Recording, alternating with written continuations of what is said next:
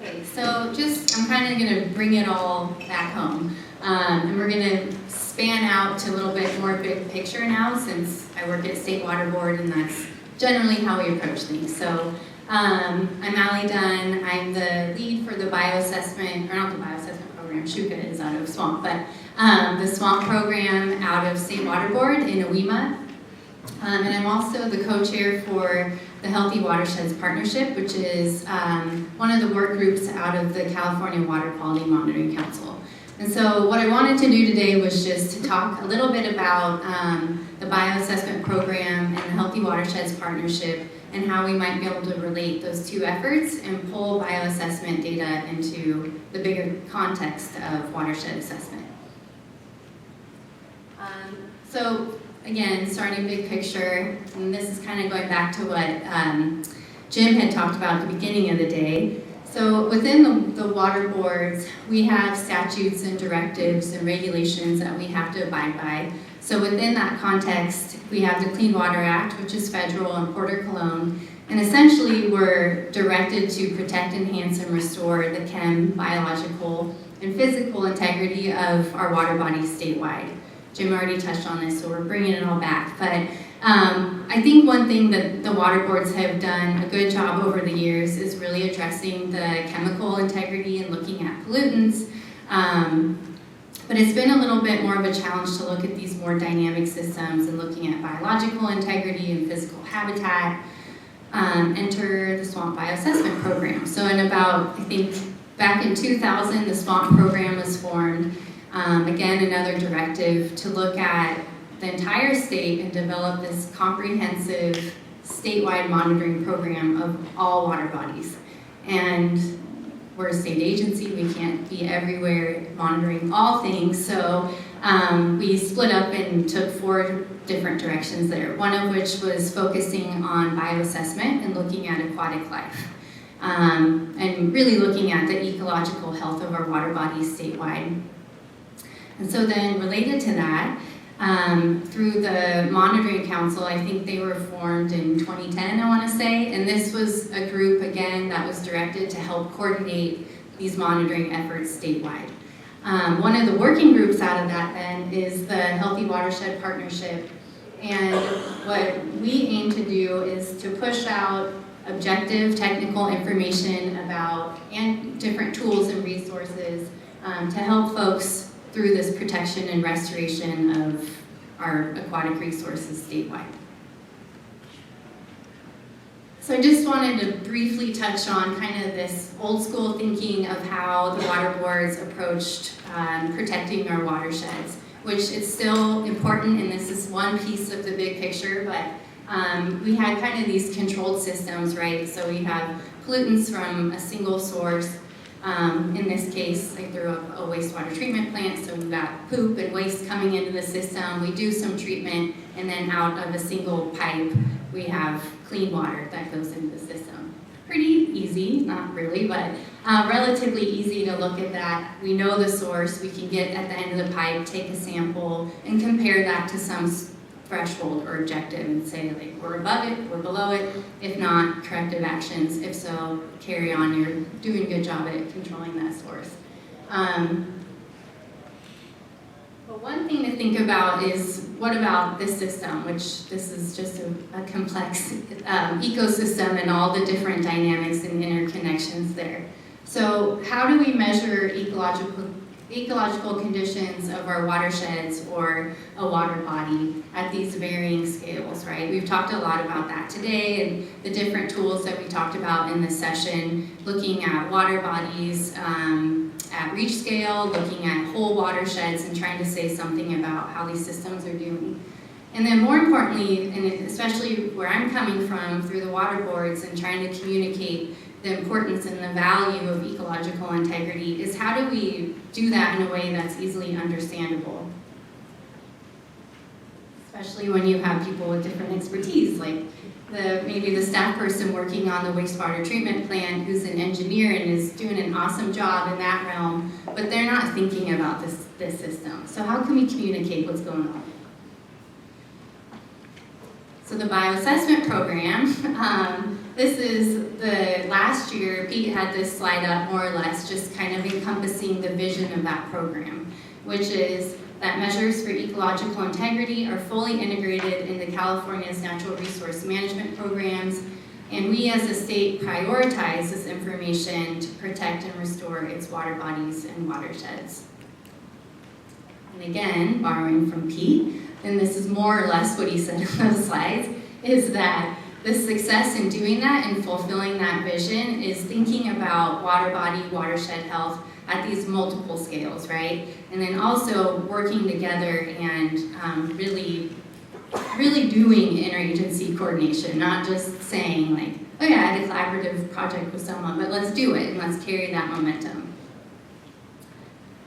So the Healthy Watersheds Partnership comes into play here. So this is an effort that I think it was 2012, 2013. I'm looking at Lori. I think that was about. They gave a report that was put out that did this integrated assessment of watershed conditions statewide. At the time, there was a struggle to get grant funding to keep momentum with that project and with the partnership.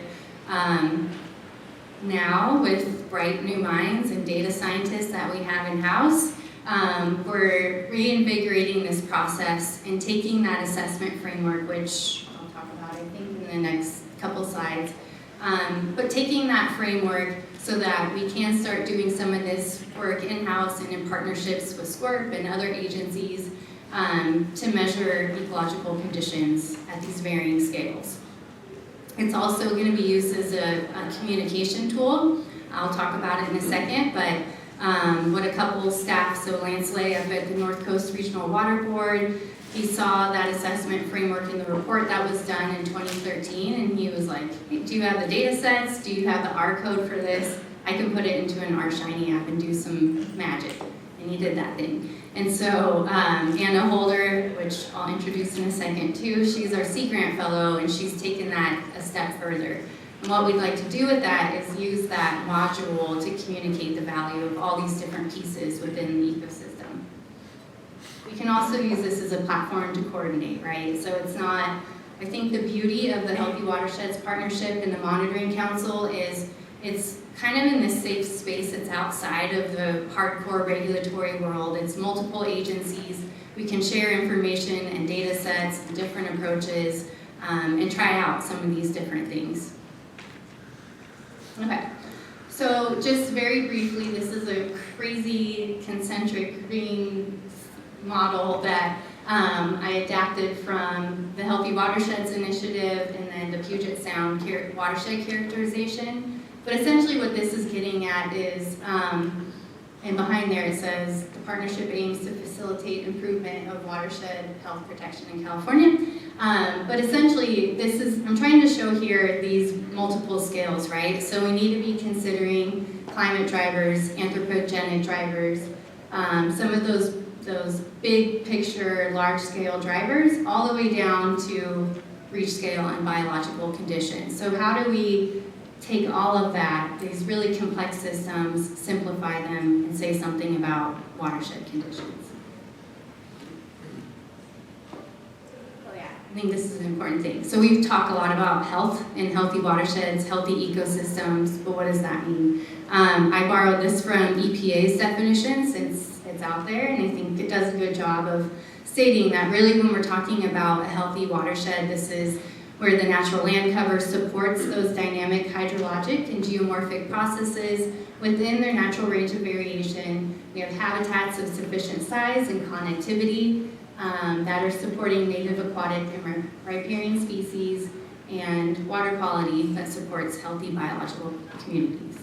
Okay, so the key objectives then of the partnership is, and I've touched on this more or less, is we really want to make available and in an accessible way that's open our different assessment methods. We've heard a lot today about different tools and approaches that are out there, so this is a place to kind of culminate all that information, make it available, communicate what these different tools and approaches are doing. It's also a place to push out different data sets and explain. So if we went back to this this guy, if you were interested in wood inputs or some of these components of watershed processes and the data sets that are associated with that, the partnership portal page would have that there. Okay. So along those lines, we recently also just updated the Healthy Watersheds portal. So Anna Holder, who I introduced a little bit earlier, just stand up because I want people to know who you are. Sorry. So Anna has done some awesome work with the portal and providing some assessment guidance. There's several steps to that. I don't know if the internet works, but we included the link here. Please check it out. It's a work in progress, but at this point just provides that good big picture of how to approach assessment. And ultimately, and maybe most importantly, this work is really so that we can do a better job at prioritizing watershed restoration and protection actions statewide. So at this point in time, the partnership is focusing on two main actions, one of which is to take this integrated assessment framework that was developed back in 2012-2013 and to pull in some of these new data sets and approaches. So I think we've heard a little bit about those today. Some examples are the Nature Conservancy's freshwater species database. I don't know if Jeanette Howard is here today, but this has been talked about at past CABWs, but pulling that species information in, so it's not necessarily just bugs and just algae, but also other freshwater species into this context. There's also an effort through the Natural Resource Agency, the Ecological Performance Measures approach. Loretta Moreno is the lead on that. I think she's here somewhere. But just being very methodical about how we do approach these assessments, being very clear about what we're trying to answer, what data sets are involved, what methodology is there, and being open about that. So then people know and can share that information and be a little bit more consistent about how we're assessing conditions. Last year we had a talk by Melanie, I think it is, at Fish and Wildlife with the areas of conservation emphasis, so pulling that information into the framework. The environmental flows, eco-hydrology data sets, you'll hear talks about that tomorrow, trying to pull that information into this framework as well. And I kind of leave this out to you all and soliciting if there's other data sets, if there's other approaches that you all are working on or you're aware of, come find me, come find Anna. Pete Odie's involved, and let us know. Join the partnership. Okay, so finally, I think I've got a couple more slides. With that assessment framework, I haven't really talked too much about what went into that, but essentially it's built off of these 6 attributes of watershed health, which more or less get at these key watershed processes and functions. So it's things like landscape condition, habitat, hydrology, biological condition, water quality. In this case, I think it was primarily focused on nutrients and geomorphology. And then from those attributes, they bundled them up into these different indicator groups and developed different indices, so I have them summarized here. So looking at watershed condition, watershed vulnerability to things like climate change and the new kind of fire regime, and stream health, which use the CSCI data and bioassessment data. And then from that, they pushed out these visualizations of maps statewide. So what we'd like to do then, that was awesome work that was done in 2012, 2013, and I touched on this already a little bit, but what we'd like to do is create this web-based tool or a dashboard that would pull in and integrate all of this data and information about watershed conditions and vulnerability based on that 2012 approach and updated as I talked about. These are not meant to be read, they're tiny, but just to give you an idea of a couple prototypes of where we're going. So this bottom guy is Lance Lay up in the North Coast region did this. And it allows you to conduct these dynamic assessments of watershed condition. Region 1, the North Coast region, is, I think, exploring identifying outstanding national resource waters and using this approach to do so. And I think there's other regions that are also looking into that. And then the other little module up here was developed by Anna, And it's a prototype, which I think she wanted me to disclaimer that. It'll be pretty and shinier, but this is just getting kind of the guts in there as we move forward on it. Okay, and I just wanted to reiterate that we don't see this as the one tool that will rule them all. Rather, it's just, like I said, it's a safe place. Let's think about all these different approaches. We heard some great talks earlier from Jerry and from Rafi about the tools they've developed. So through the Healthy Watersheds Partnership, we could point folks to those tools for those different questions that they're answering.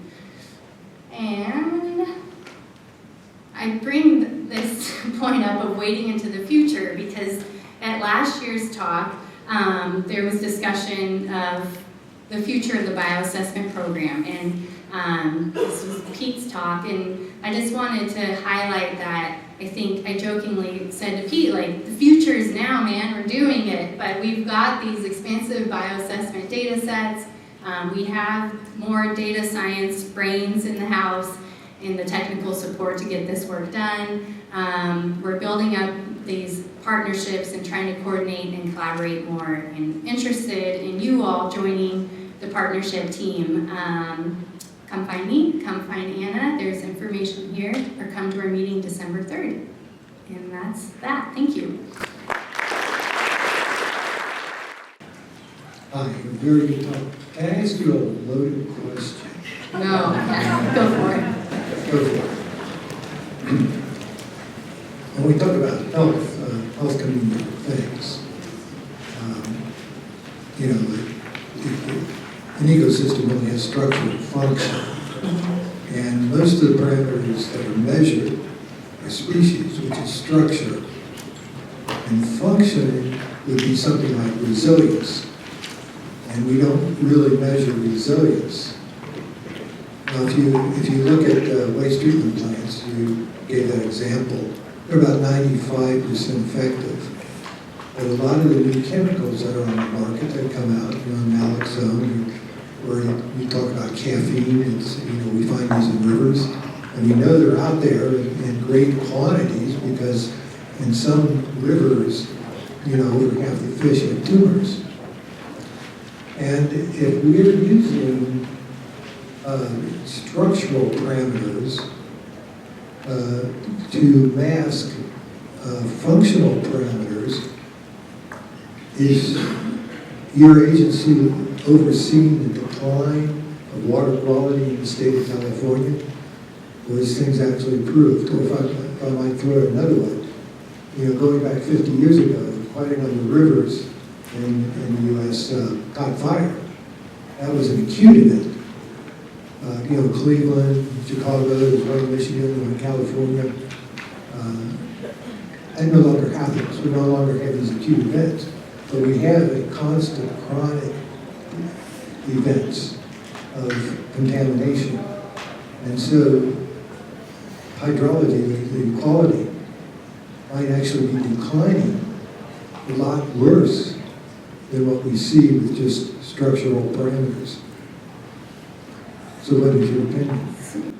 Great point. Yeah, so I think I agree, and the way that I look at this is, if we as water managers were able to understand these systems a little bit better and that was more clearly communicated, then hypothetically, maybe we could be a little bit more creative about the way that we are managing some of these issues. And you bring up a good point. I mean, what I'm talking about here isn't necessarily, I don't think, as applicable to some of these more highly urbanized or developed systems. We are trying to focus more on where we have more intact watershed systems. But yeah, I don't know. That was a loaded question. It was a great one. But any other questions? Not so loaded. Well, thank you all. I think we have, Shuka, do you want to do the sum it up? Okay. Thank you.